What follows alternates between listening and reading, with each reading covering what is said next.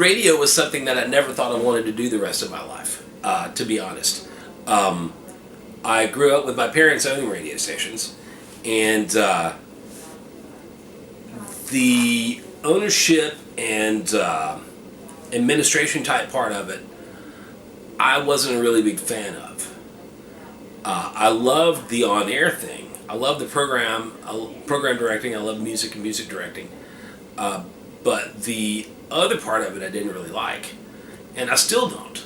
The good thing about what I do now, though, is that all I have to worry about is the on-air and the music and the stuff that I love. So if I had, I do some stuff with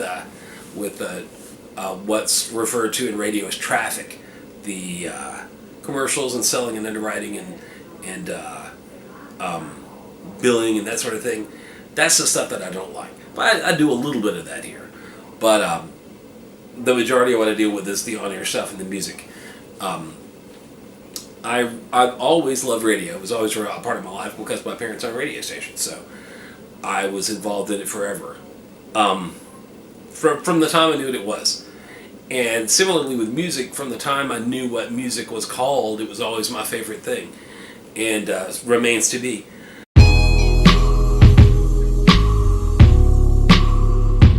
Alright, so I was in a band called Flinghammer. Not Flame Hammer, not Sling Hammer, Fling Hammer, like I'm going to fling a hammer. The way that all came about, I was hanging out in Hattiesburg. I had already dropped out of school. I was like, yeah, the school thing's not really for me. After 3 years of majoring in pot and bourbon, I decided I would do something else, and that would be to play music. But actually how I came by that was I ran into these guys. One of the guys was in a punk band in Jackson. The other guy I just sort of knew. He lived down here in Hattiesburg. And the guitar player came up to me. It was here on campus, actually. It was on the USM campus in the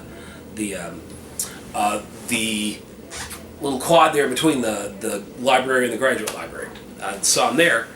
And Morris, the guitar player, goes, "Hey, man, we're going to start a band. We're going to get a record deal."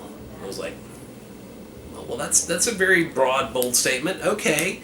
The guy I was playing music with had moved to go to college in Massachusetts, and I really wasn't doing anything. And they said, "Do you know how to play bass guitar?" And I was like, "Well, yeah." I didn't, but I was like, "Well, I can learn how to do that." I was a drummer. I played drums. And I was like, "Yeah, I can play bass guitar." And so my roommate had a bass, and I taught myself their demo. They gave me a 4-song demo, and I taught myself the songs on the demo. And I went over there. They had a house on Dixie Avenue, which is down Hardy Street, and we would practice in the back room.